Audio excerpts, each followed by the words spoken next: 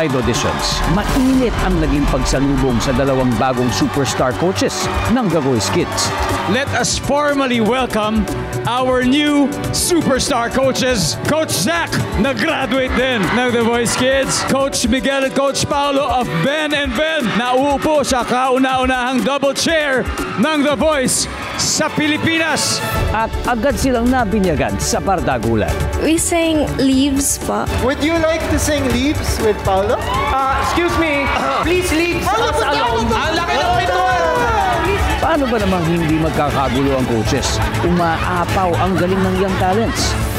Tonight, the second batch of young dreamers will give it their all with the hope of making at least one chair turn.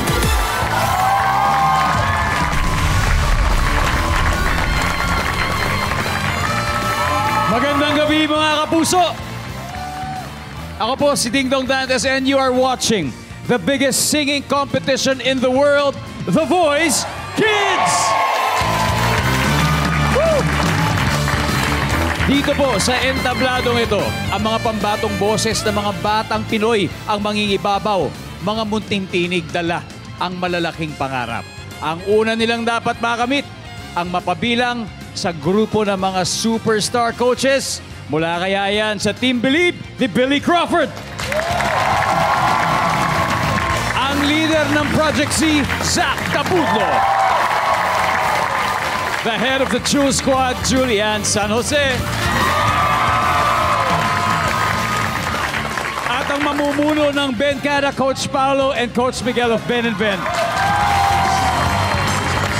Pero bago tayo magsimula, alam nyo, nakakwentuhan ko yung mga batang sasalang. At nakakatuwang marinig yung mga pangarap nila, yung mga gusto nila sa buhay, yung mga dreams, bukod sa pagkakanta. Halimbawa, katulad ni Coach Billy, na gusto maging astronaut noon.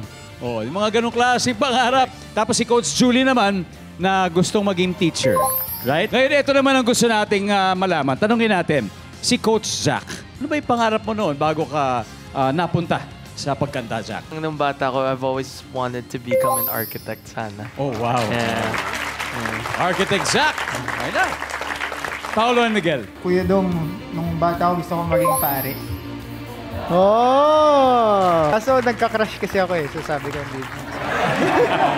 I see. Uy, fun fact, yung crush niya nung high school, pakakasalan na niya ngayon. Hanep naman. Let's go! Ako Coach naman, Miguel. nung bata ko gusto ko maging race car driver. Wow. Ang hindi nyo akalain, paglaki nyo pala, syempre, isipin nyo magiging superstar coaches pala kayo. Di ba? Dito pa sa The Voice Kids, akalain nyo yan.